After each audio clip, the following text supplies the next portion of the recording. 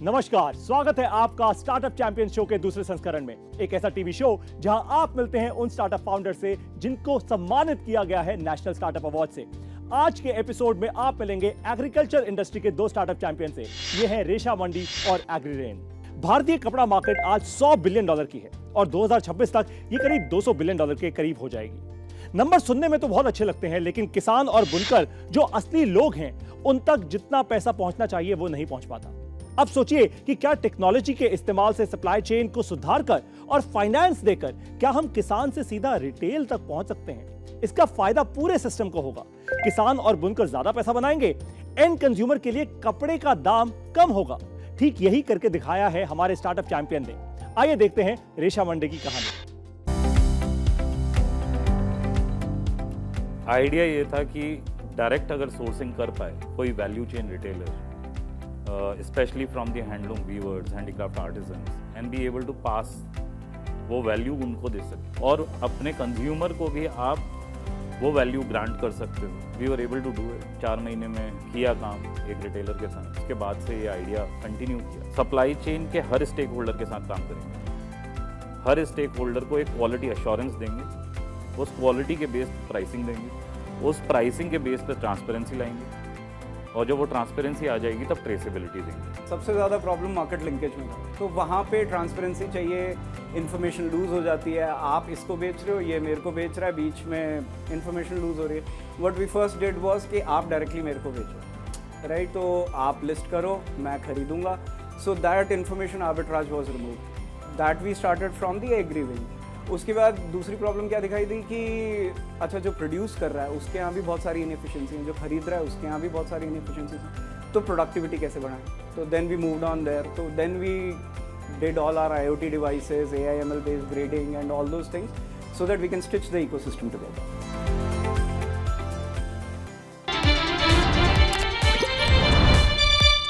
मयंक और सौरभ, आपका स्वागत है स्टार्टअप चैंपियंस के दूसरे संस्करण के इस एपिसोड में। Thank you so much. Thanks for calling us Bharat. Fantastic.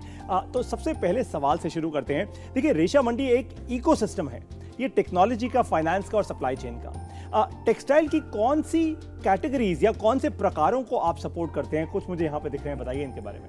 Textile, अगर आप कपड़े की मार्केट को बात करते हैं तो वो 3 भाग में डिवाइड हो सकती है। Man made, it could be regenerated, जो सेलुलोज बेस पे है लेकिन रीजनरेट शायद किसी मिल में हुआ है, वहाँ से रेयॉन, विस्कॉस, और एक नेचुरल फाइबर की सप्लाई चेन है। हम 2 कैटेगरीज में खेलते हैं। हम नेचुरल फाइबर में हैं, हम रीजनरेटेड फाइबर कैटेगरी में हैं।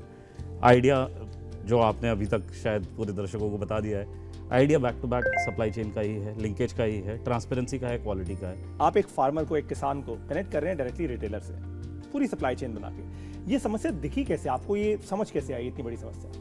ये समस्या 2004 में जब मैं कॉलेज में पढ़ता था, लिफ्ट में हम एक गांव में गए थे इंदौर के पास। वहाँ पे ब्लॉक प्रिंटिंग होती है। अच्छा। हाथ के कारीगर हैं जी। वहाँ से मैंने एक शर्ट का पीस उठाया, शर्ट बनवाई। 350-400 रुपये में शर्ट बन गई थी। ठीक है। वापस आया बॉम्बे। हाँ जी। और मेरे को वही प्रिंट पसंद आया था, तो मैंने कहा चलो एक और बार ढूंढ लेंगे। ढूंढने गया तो पता पड़ा 350 रुपये का तो पर मीटर फैब्रिक मिलता है। कुछ तो कारण होंगे। बिल्कुल। तो वो कारणों को ढूंढते ढूंढते ग्रेजुएशन प्रोजेक्ट किया। हाँ। उसमें एक वैल्यू चेन रिटेलर के साथ काम किया और वहाँ पे भी यही समस्याओं को सॉल्व करने की कोशिश कर रहे थे कि बुनकर हैं, आर्टिजन्स हैं, इन सबको क्लब करते हैं, कुछ तो करेंगे। वुमेंस वेयर एथनिक की एक रेंज बनाई, स्कर्ट्स की सेमी एथनिक रेंज थी, बिक भी गई। हाँ। वो आइडिया वहाँ से ही है, कंटिन्यू 2004 से ही है। हाँ। 15-16 साल उसको आइडिया को जर्मिनेट होने में लगे हैं, क्योंकि मुझे एक्सपीरियंस चाहिए था अलग अलग चीज़ों का। जी। मैंने बहुत चीज़ें की अपनी लाइफ में। मैंने रिटेल भी किया है, ई कॉमर्स किया है, तब जब शायद इंडिया में लोग ई कॉमर्स की बात नहीं करते थे। जी। 2008 में अपनी कंपनी चलाई बीच में। उसके बाद बिल्कुल लाइन को शिफ्ट किया, IT की साइड में चला गया। अच्छा। ताकि ये पता पड़े कि digital, how does digital change your life. जी। जीवन बदल सकता है अगर आप सच में डिजिटल का अनुसरण कर सकें।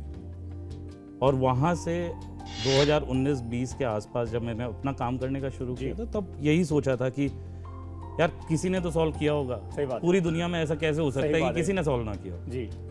सरप्राइज ये था कि किसी ने कुछ नहीं किया। वाह। हम बड़ी बड़ी कंपनीज का नाम लेते हैं, सबका नाम लेते हैं, हमें सबके बारे में पता है, ब्रांड्स के बारे में पता है, लेकिन हमें ये नहीं आज तक समझ में आया कि उसके पीछे की जो सप्लाई चेन है, पूरी सप्लाई चेन, उसमें डिजिटाइजेशन हुआ क्यों नहीं। रेशा मंडी एक पूरा टेक्नोलॉजी का इकोसिस्टम है। आप डेटा और अपने IoT डिवाइसेस के थ्रू बहुत वैल्यू क्रिएट करते हैं आप अपने डिफरेंट एक्टर्स के लिए, चाहे वो आपके फार्मर्स हों, चाहे वो रिटेलर्स हों, चाहे वो बुनकर हों, कोई भी हो बीच में। आप कैसे करते हैं ये काम, कैसे वो वैल्यू क्रिएट होती है और क्या डेटा आप उन लोगों को देते हैं? हर एक लेग की बात करते हैं। फार्मर्स के लिए वैल्यू कैसे क्रिएट होती है? IoT डिवाइस लगाया, टेम्परेचर और ह्यूमिडिटी मेजर किया, उसको मेजर किया, फार्मर को बताया कि आज तुमको पंखा चलाना है, आज पंखा नहीं चलाना है, आज तुम लोगों को फ्लोर के ऊपर पानी डालना है ह्यूमिडिटी मेंटेन करने के लिए, नहीं डालना है। तो वो सब एडवाइस देते हैं, उससे प्रोड्यूस की क्वालिटी इंक्रीज होती है। क्वालिटी इंक्रीज हुई तो ऑब्वियसली उसको मुनाफा हुआ। अब उस मुनाफे को कैपिटलाइज करने के लिए क्या करना है? उसको बेचना है। बेचने के लिए क्या करना है? पहले क्या है, या तो हाथ लगा के पता कर लें कि ये कैसा माल बना है। दूसरा तरीका ये है कि हम साइंटिफिकली उसको ग्रेड कर लें। हमने क्या किया, हमने कंप्यूटर विजन बेस्ड AI लगाया। आप अपनी प्रोड्यूस की फोटो हमें दें, हम बताएंगे किस क्वालिटी का माल बना है, उस क्वालिटी से हम आपको प्राइसिंग बता देंगे। तो फार्मर की प्रॉब्लम सॉल्व हो गई। इसी में मैं एक्सट्रीम एंड पे चला जाऊँ, रिटेलर की साइड। रिटेलर बिल्कुल मतलब वो अंधेरे में तीर चला रहे हैं कि ये शायद बिक जाएगा, ये कलर बिक जाएगा, ये डिज़ाइन बिक जाएगा। लेकिन अगर मैं अपने डेटा माइनिंग से उसको ये बता दूं कि यही डिज़ाइन तुम्हारी टेरिटरी में 100 रिटेलर्स बेच रहे हैं और यही बिक रहा है, यही ट्रेंड है, करेक्ट, तो उनका भी फायदा है। साफ सी बात। तो फायदा तो खैर आपने करा दिया, अब आपके फायदे की बात करते हैं। तो बिजनेस मॉडल आपका क्या है? आप लोग पैसा कैसे बनाते हैं? जितने ट्रांजैक्शन रेशा मंडी में होते हैं, उस हर ट्रांजैक्शन पे हमारा अपना, आप उसको टेक रेट बोल सकते हैं, आप उसको कमीशन बोल सकते हैं, या हमारा मार्जिन बोल सकते हैं। वो मार्जिन हम लेते हैं जी। तो चाहे फार्मर हमसे फर्टिलाइजर खरीद रहा है, पेस्टिसाइड खरीद रहा है, उस पर भी एक मार्जिन है। जब फार्मर हमें बेचता है और हम आगे यहाँ मैन्युफैक्चरर को बेच रहे हैं, उसमें भी एक मार्जिन है। और लास्ट में जब हम साड़ी, ये साड़ी रखी है आपके सामने, हाँ जी, ये साड़ी अगर आप देखेंगे जी, ये बनारस से आती है। हाँ। अब बनारस में जो ये बुनकर है, इसने साड़ी बनाई थी जी, ऐसी ये साड़ी रोज बनाता है जी। ना इसके पास एक्सेसिबिलिटी है रिटेलर के पास जाने के लिए, ना रिटेलर के पास इतना टाइम है कि वो इसके पास पहुंच सके। ठीक बात है। प्रॉब्लम हमेशा से यही रही है, इसलिए ट्रेडर्स हैं। राइट। ट्रेडर्स क्यों हैं? किसी भी सप्लाई चेन में ट्रेडर्स क्यों हैं जी? ट्रेडर्स के होने का कारण एक फाइनेंस होता है, दूसरा उसकी उस मटेरियल को अवेलेबल कराना होता है। ठीक बात। राइट। इससे मैं खरीद लूंगा, आपके पास आया, आपसे बोला यार आप जो बनाते हो मेरे को बेचो। करेक्ट। इसके पास गया, इससे बोला जो इससे मैंने खरीदा अब तू मेरे से खरीद ले।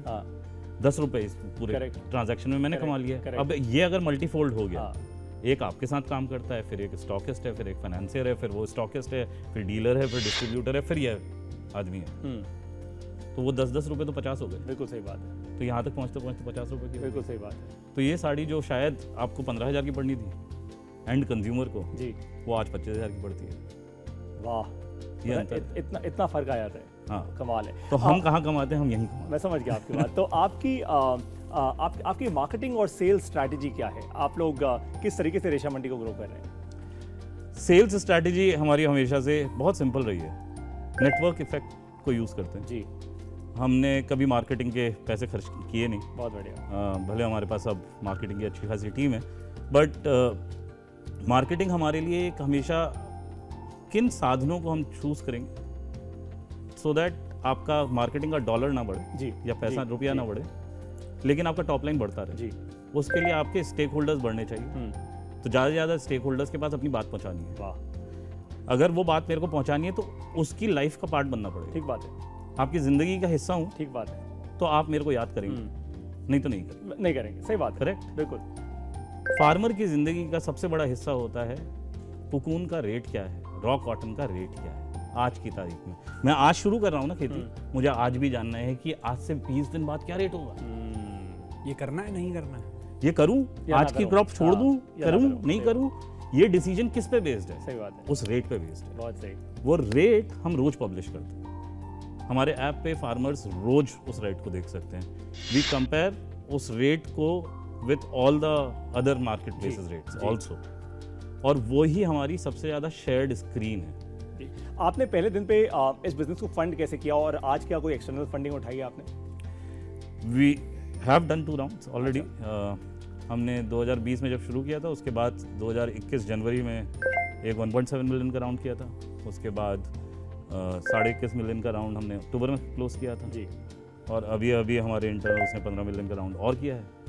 अभी खुदा ने चाहा, भगवान ने चाहा तो आगे और बढ़ते रहेंगे। लाखों भारतीय इस वक्त आपको इस शो पर देख रहे हैं, क्या मैसेज है, क्या संदेश है आपका उन सबके लिए? सब लोग सोच के नहीं रुकते, सब लोग पैसे को देख के रुक जाते। मैं ये करूँगा, मेरी स्टेबल जॉब है, 25,000, 50,000, 1 लाख रुपए जो आते थे वो रुक जाएंगे तो क्या होगा? एंटरप्रेन्योरशिप में घुसने के लिए एक चीज़ आपको बहुत क्लियर होनी चाहिए, मेरे पास इतना रनवे होना चाहिए जो मेरे को 6 महीने सर्वाइव कर सकता है। जी। अब वो मेरे धंधे का भी रनवे होना चाहिए और मेरे घर का भी रनवे होना चाहिए। मेरे पास थैंकफुली जब हमने शुरू किया था तो मेरी वाइफ जॉब करती थी जी, और क्योंकि वो वाइफ जॉब कर रही है, I could have taken that plunge and it was easy for me, but it does take courage. I am sure. Be courageous, be upfront about yourself. सबसे बड़ी बात है, आपको ये पता होना चाहिए आपके अंदर खामी क्या है। ठीक, मुझे मालूम है कि मैं टेक्नोलॉजी में अच्छा नहीं हूँ, श्योर, इसलिए मेरे को इसकी जरूरत है। बिल्कुल सही बात है। और इसे पता है कि ये सेल्स और मार्केटिंग में अच्छा नहीं है, इसलिए इसको मेरी जरूरत है। बहुत सही, बहुत सही, फैंटास्टिक। तो इस सेशन से आपके फायदे की 2 बड़ी बातें ये हैं कि कस्टमर्स की समस्याओं का समाधान करने के लिए एक इकोसिस्टम बनाइए और दूसरी चीज, डेटा का इस्तेमाल कीजिए अपने कस्टमर्स और पार्टनर्स का बिजनेस बढ़ाने के लिए। जब आपने ऐसा कर दिया ना, वो आपके साथ टिके रहेंगे। रेशा मंडी की ग्रोथ की कहानी तो आपने सुन ली, लेकिन अब बारी है ऑडियंस के सवाल लेने की। तो लेते हैं अपना पहला सवाल, आइए स्क्रीन पे और पूछिए अपना सवाल। मेरा नाम पिंकी सचदेवा है, मैं दिल्ली से हूँ। मेरा सवाल रेशा मंडी टीम से है, आपके साथ जो स्टेक होल्डर जुड़े हुए हैं उनका क्या फ़ायदा हुआ है? कंपनी को 2 साल हुए हैं, 15 साल मेरे लगे हैं। क्या फ़ायदा हुआ है? फार्मर को आज 15 रुपये पर केजी का फ़ायदा हुआ है, ये क्वांटिफाइड है। IoT डिवाइस से उसको 15% का प्रॉफिट हुआ है, ये भी क्वांटिफाइड। ये आप मेजर करते हैं? ये हम मेजर करते हैं। 70% वाटर हम सेव करते हैं जहाँ पे हमारी IoT डिवाइसेस लगी हुई हैं, वहाँ पे 40% उनकी प्रोडक्टिविटी मलबरी की बढ़ा देते हैं। रिटेलर के लिए 1.5x से 2x का रेवेन्यू जंप होता है। वाह। अगर यान मैन्युफैक्चरर की आप बात करेंगे तो उसको आज की तारीख में शायद 200 रुपये पर केजी का अंतर दिखता है। चले भले वो कॉस्ट सेविंग से आता है, भले वो ग्रेडिंग से आता है जी। और अगर आप वीवर की बात करेंगे तो उसको आज 500 रुपये एक साड़ी पे भी मुनाफा दिखता है। रेशा मंडी की कहानी तो आपने सुन ली, अब समय है एक छोटे से ब्रेक का। कहीं जाइएगा मत, क्योंकि ब्रेक के बाद आप मिलेंगे हमारे अगले स्टार्टअप चैंपियन से।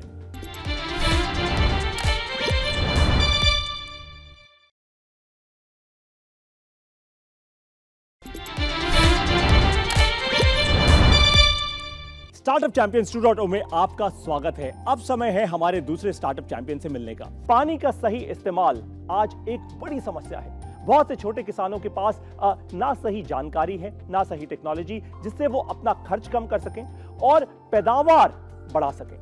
इसके कारण बहुत से किसान लोन के बोझ में दब जाते हैं। हमारे स्टार्टअप चैंपियन किसानों को इस बोझ से बाहर निकाल रहे हैं 3 तरीकों से: पानी का खर्च बचाकर, पैदावार बढ़ाकर और किसानों के आसपास एक कम्युनिटी बनाकर, जिससे उन्हें और साथ मिल सके और वो अकेले ही ना लड़ते रह जाएं। आइए देखते हैं एग्रीरेन की कहानी।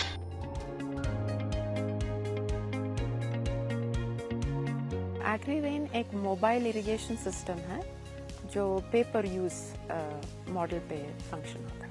पानी को डिलीवर करने के लिए कुछ टेक्नोलॉजी का उपयोग करना पड़ता है।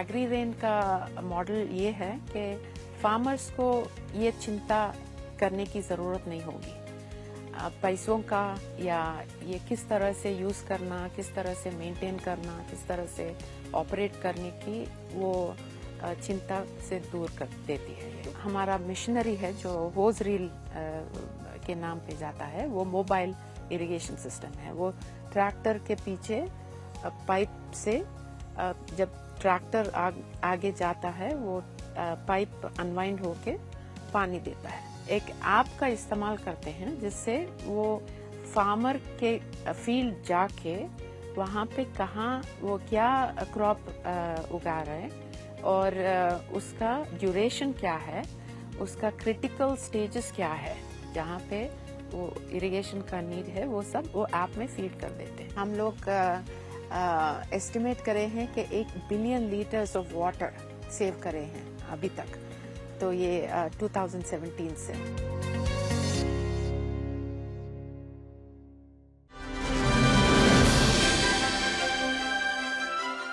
ज्योति, आपका स्वागत है स्टार्टअप चैंपियंस के दूसरे संस्करण के इस एपिसोड में। मेरा पहला सवाल आपसे ये है कि क्या प्रॉब्लम है जो आप सॉल्व कर रहे हैं एग्रीरेन के द्वारा? खेती करना आजकल खर्चे ज़्यादा हो रहे हैं और लाभ बहुत कम। तो एग्रीरेन और दूसरा प्रॉब्लम ये है कि हम जो पानी का इस्तेमाल कर रहे हैं उसकी बहुत वो कम होता जा रहा है। अब बोरवेल्स देखिए, जितना हम नीचे जा रहे हैं उतना पानी कम होता जा रहा है। तो ये दूसरी चीज़ है। तीसरी प्रॉब्लम जो है, गांव में लोग रुक रहे नहीं। Rural economies are devastating. खेती छोड़ के शहर में आ रहे हैं काम के खोज में। तो ये 3 बहुत ही बड़े समस्या हैं। तो एग्रीरेन ये तीनों समस्याओं को हल करने का प्रयास कर रहा है अपने ये टेक्नोलॉजी से। बहुत सही। मेरा दूसरा प्रश्न आपसे ये है, आप गांव के युवाओं को ट्रेनिंग देते हैं, आप उनको जल सेवक बनाते हैं, इससे क्या फ़ायदा होता है उन युवाओं का और किसानों का? जी, बहुत ही अच्छा प्रश्न है ये। काफ़ी जवान जो है अभी खेती करने के लिए बहुत ही उत्सुक नहीं हैं। जी। तो उनके माँ बाप को देखते हैं कि इतना मजदूरी मेहनत करनी पड़ती है। तो और ये थोड़ा बहुत पढ़े लिखे हैं, तो इनको हम लेके ट्रेन करके मशीन ऑपरेशन में, सॉइल मॉइस्चर कैलकुलेशन में और वेदर का डेटा कलेक्ट करने का, और कौन सा फसल के लिए कब पानी की बहुत ज़रूरत होती है, ये सब जानकारी अब हम उनको ट्रेनिंग में देते हैं। तो ये डिस्ट्रिक्ट लेवल सुपरवाइजर्स पे रहते हैं जो वेदर मॉनिटर करते हैं, और ये सब मिल के एक इरिगेशन क्लस्टर बना के ये जल सेवक को पानी देने का ट्रेनिंग मिलता है। और एक बार जब ये जल सेवक बन जाते हैं तो जल सेवक बनने के बाद क्या ये आपके एम्प्लॉय होते हैं, क्या आपके साथ काम करते हैं, या फिर ये खुद अपने आप में छोटे एंटरप्रेन्योर की तरह काम करते हैं? कैसे होता है ये? तो ये 3 स्टेजेस में हैं। अभी तो वो एम्प्लॉयज़ हैं, मगर इसमें थोड़े हैं, कई युवा है जो बहुत ही एंटरप्रेन्योरियल स्किल्स है। तो वो मार्केटिंग बहुत अच्छा करते हैं, फार्मर से नेटवर्क करते हैं, तो वो मार्केटिंग में जा सकते हैं। और तीसरा लेवल जो है, जो ओन भी कर सकते हैं, वो मशीन को ओन करके वो खुद वो 50-60 फार्मर्स को सर्विस कर सकते हैं। वो एक छोटे बिजनेसमैन की तरह काम कर सकते हैं। जी, जी। वाह। मेरा अगला सवाल आपसे है कि आपका बिजनेस मॉडल क्या है? आप लोग पैसा कैसे बनाते हैं? तो एक किसान को पानी देने के लिए, सिंचाई पहुंचाने के लिए 1 एकड़ ज़मीन के लिए 10 मिलीमीटर्स ऑफ रेन पानी के लिए 1025 रुपये कुछ सर्विस में फीस में लेते हैं। जी। तो इसमें वो ऑपरेटर का खर्चा और ये पूरा मशीन का खर्चा, ये सब। मगर ये मॉडल जब सक्सेसफुल होता है कि क्लस्टर बने, 1-2 एकड़ करने में कुछ फायदा नहीं है। क्लस्टर का मतलब 50-60 एकर्स एक वाटर सोर्स के करीब जी हुआ। तो 50-60 जब एकड़ की जमीन इकट्ठी हो, फार्मिंग लैंड इकट्ठी हो, तब ये मॉडल बहुत सक्सेसफुल होगा, बहुत सफल होगा। लाखों भारतीय आज आपको सुन रहे हैं इस एपिसोड में, आपका क्या संदेश है उनके लिए? हर आदमी जो खाना खाते हैं, जो हम सब है, किसानों के बारे में सोचना पड़ता है। कभी ना कभी हम इसको कैसा मदद कर सकते हैं। डायरेक्टली अगर हमको अपॉर्चुनिटी है फार्मर से ये फूड खरीदने का, ज़रूर एक्सप्लोर करना चाहिए। मतलब हम किसान से सीधा खरीद पाएँ और बच्चों को सिखाना चाहिए कि खाना जो है सुपरमार्केट में से नहीं आता, ये किसान की मजदूरी का फल है। तो ये सीखना बहुत ज़रूरी है हमारे बच्चों को। जी। और दूसरी चीज़ जो किसान हैं, वो जो खेती है, जो बहुत ज़्यादा पानी की अवसर है, जैसे चावल जी। चावल एक्चुअली 1 एकड़ ज़मीन के लिए 6 लाख, 1 लाख नहीं 6 लाख लीटर की पानी की ज़रूरत पड़ती है। तो क्यों ना दूसरे क्रॉप्स बो जाए, जैसे मिलेट्स है, जवार है, पल्स क्रॉप्स है, ऐसे चीज़ों ऐसे क्रॉप्स पे फोकस करें, पानी की खपत कम हो। और जो प्रक्रिया है जो हम अब यूज़ कर रहे हैं, जो फ्लड इरिगेशन करते हैं, वो उसमें 40% 60% पानी का बेकार वेस्टेज है। तो होजरील जैसे टेक्नोलॉजी तरीके जो है उसका इस्तेमाल करें जिससे पानी का बचत हो। और सॉइल पे इन्वेस्ट करें, मिट्टी में जितना कम हम केमिकल्स डालें उतना मिट्टी बेहतर होगी और फसल भी आएगा। तो आप सब लोगों ने आज जो सीखा है उसके कारण एक बात तो पक्की है कि आपको अच्छा खाना मिलेगा, देश तेजी से तरक्की करेगा। इस पूरे सेशन से आपके लिए 2 बड़ी फायदे की बातें ये हैं। सबसे पहली, किसानों को सिर्फ टेक्नोलॉजी नहीं दीजिए, उनको एक कम्युनिटी दीजिए जिससे वो अपनी पैदावार बढ़ा सके। नंबर 2, कोई भी प्रॉब्लम या समस्या का समाधान करने से पहले उसको बहुत अंदर जाके उस प्रॉब्लम की उसको समझिए, उसको गहराई से समझिए, ताकि आप कोई बड़ा समाधान निकाल पाए। अब समय है ऑडियंस के सवालों का। आइए स्क्रीन पर और पूछिए अपना सवाल। मेरा नाम इक्षु है, मैं दिल्ली से हूँ। मेरा सवाल एग्रीरेन से है। आपके स्टार्टअप के साथ कितने किसान जुड़ चुके हैं आज तक? आज तक 8000 किसान हमारे साथ इरिगेशन ले रहे हैं। और भारत के कितने स्टेट्स में? 6 स्टेट्स में। 6 स्टेट्स में 8000 किसान, 8000 जिनके साथ आप काम करते हैं हर महीने। जी। समय है अब एक छोटी सी ब्रेक का, लेकिन कहीं मत जाइएगा, क्योंकि अब आप सीखेंगे अपने बिजनेस को खड़ा और बड़ा करने का 9वां कदम। मैं आपसे मिलूंगा एक छोटी सी ब्रेक के बाद।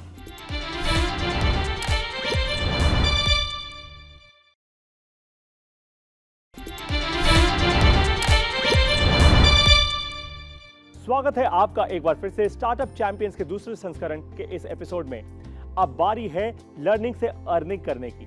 आज बारी है हाउ टू स्टार्ट स्टार्टअप के 9वें स्टेप की, यानी अपने बिजनेस को खड़ा करने और बड़ा करने का 9वां कदम। सबसे पहले 10, 50 या 100 कस्टमर्स तक पहुंचिए। ये कस्टमर्स कौन होते हैं? वो जो आपको पैसा दे पाएं। इसमें आपको एक स्टेप या एक कदम जानना बहुत जरूरी है। पैसा खर्च करके तो कस्टमर्स आ सकते हैं, कोई भी ला सकता है, लेकिन आप सीखिए $0 मार्केटिंग के तरीके और कस्टमर्स को लाइए बिना किसी खर्च के। ये बहुत जरूरी है आपके लिए, क्योंकि बहुत सारे स्टार्टअप फाउंडर्स यहीं पे मात खा जाते हैं। वो बहुत सारा पैसा तो खर्च कर देते हैं और फिर गलत कस्टमर्स या कम कस्टमर्स लेकर आ पाते हैं। लेकिन आपको कम खर्च में यानी $0 मार्केटिंग के तकनीक समझ के आपको सही कस्टमर्स तक पहुंचना है। और ये सीखने के लिए आप कहीं पे भी इंटरनेट पे सर्च कर सकते हैं $0 मार्केटिंग, और आपके पास बहुत सारी ऐसी तकनीक आ जाएगी जिसके कारण कि आपका खर्चा होगा कम और कस्टमर्स आएंगे आपके सिस्टम में दनादन। तो अगर आप इस्तेमाल करेंगे 9वां कदम how to start a startup का, आपकी स्टार्टअप को सफल होने से कोई नहीं रोक पाएगा। ये बात तो पक्की है। क्या सीखा आज आपने, हमें बताइए अपनी वीडियो बनाकर। अपलोड कीजिए सोशल मीडिया पर #StartupChampions2 के साथ। अगले एपिसोड में आप मिलेंगे इंडस्ट्री 4.0 स्टार्टअप चैंपियन से। इस एपिसोड में हमारे साथ जुड़े रहने के लिए और अपने व्यूज हम तक पहुंचाने के लिए आपका बहुत बहुत धन्यवाद। जय हिंद। हमें लगा कि IoT डेटा को मशीन लर्निंग और आर्टिफिशियल इंटेलिजेंस के साथ मिलाकर बिजनेस प्रॉब्लम सॉल्व कर सकते हैं। जो हमारे डिवाइसेज हैं वो हम अपने कस्टमर्स को बेच देते हैं, वो उनकी ओनरशिप हो जाती है, उसका मेंटेनेंस सब कुछ उनके हाथ में होता है। इसमें AI होता है, 3D होता है, एनालिटिक्स होता है और बहुत सारी ये टेक्नोलॉजीज को एक साथ आती है।